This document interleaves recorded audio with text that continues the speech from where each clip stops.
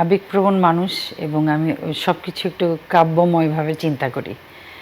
ওনার গান শুরু গান এবং শেষ গান, এই দুইটা গান দিয়ে উনি ওনার জীবনটাকে একদম লিপিবদ্ধ করে গেছেন। আমার শোনা, হয়তো ওনার ওটা প্রথম গান ছিল না, ডাক দিয়েছেন দয়াল আমারে। এই গানটা উনি এমনভাবে গেয়েছেন যে একটা বোহেমিয়ান মানুষ, যার কোনো পিছুটান নাই, যাচ্ছেন রাস্তা দিয়ে, সব ফুলকে ভালোবাসছেন। সুখ ও আনন্দের ধারায় ছোট সংসার হোক পরিবার পরিকল্পনায়, জনস্বার্থে সেন্সেশন। একটু ছাগলের থুতনি নেড়ে দিচ্ছেন, একটু গরুর পিঠে হাত দিচ্ছেন, এইভাবে উনি পার হচ্ছেন। পার হতে হতে তারপরে ওনার বেলা শেষ হয়ে গেল। উনি কি গাইলেন? শেষ গানটা গাইলেন, ফুলের গন্ধের মতো থেকে যাব তোমার রুমালে। এই যে বোহেমিয়ান মানুষটা শেষমেশ পৃথিবীতে থিতু হয়ে রুমালে সুবাস রেখে যাওয়ার যে একটা আকুল আবেদন, এটা ওনার মানুষ হিসেবে ওনার ছিল। কিন্তু আমরা যারা ওনার গান শুনি,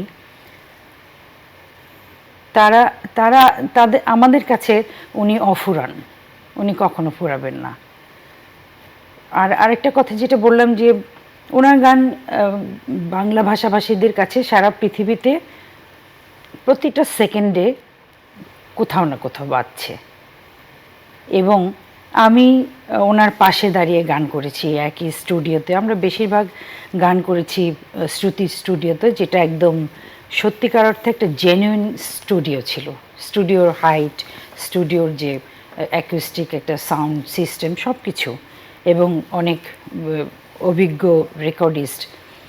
তো আমরা ওইখানে আমাদের ছবির গান বেশি হতো, তাই না বাবু ভাই? ছবির গান বেশি হতো। তো পাশাপাশি অনেক গান গেয়েছি।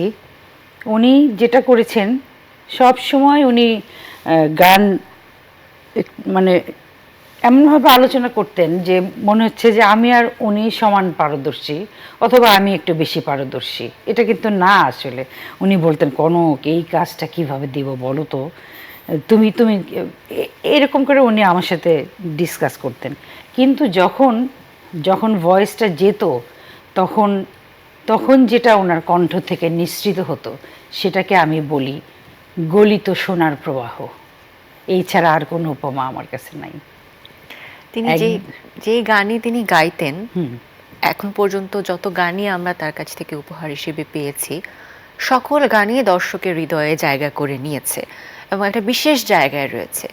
এই যে তিনি কোনো সুরকে বা কণ্ঠকে ছুঁয়ে দিলেই, এই যে আপনি বললেন যে গলিত সোনার প্রবাহ বা সোনা হয়ে যায়, এর পেছনের ম্যাজিকটা আসলে আপনার কি মনে হয়? শুধু কি একটা গড গিফটেড ভয়েস, নাকি চর্চা? কি মনে হয় আপনার? অবশ্যই প্রধানত গড গিফটেড ভয়েস।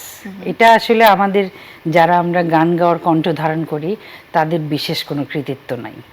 এটা একদম উপরওয়ালার একদম বিশেষ উপহার। আর তারপরে সাধনা তো আছেই, এবং সেই সাধনা শুধু সারেগামা সাধনা না, প্লেব্যাকের সাধনাটা একদম অন্যরকম। প্লেব্যাকে মানুষ, আমাদের বাংলাদেশে অনেক শিল্পী আছে, কিন্তু প্লেব্যাকে কিন্তু সবসময় খুব কম সংখ্যক শিল্পী গান গেয়েছেন। তো ওইখানে একটা সাধনা, রোজ নিজের সাথে নিজে মানে সাধনা করে যাওয়া, নিজে নিজে পরীক্ষা দেওয়া, যে কিশোরদা যেটা করতেন, যে এই জায়গাটা, এই কাজটা তুমি কিভাবে দিচ্ছ, হ্যাঁ এইভাবে দিব, এইভাবে।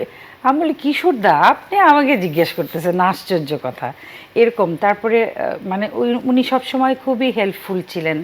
সব সময়, মানে হয়তো আমার ঠান্ডা লেগেছে, আমি কিশোরদাকে বললাম, কিশোরদা নাকের মধ্যে জানি কেমন লাগতেছে, আরে কিচ্ছু হবে না, একটুখানি আদা খাও। মানে 1 সেকেন্ডের মধ্যে উনি একটা সমাধান দিয়ে দিবেন। বড় ভাই হিসেবে অদ্ভুত একটা মানুষ ছিলেন, প্রাণবন্ত।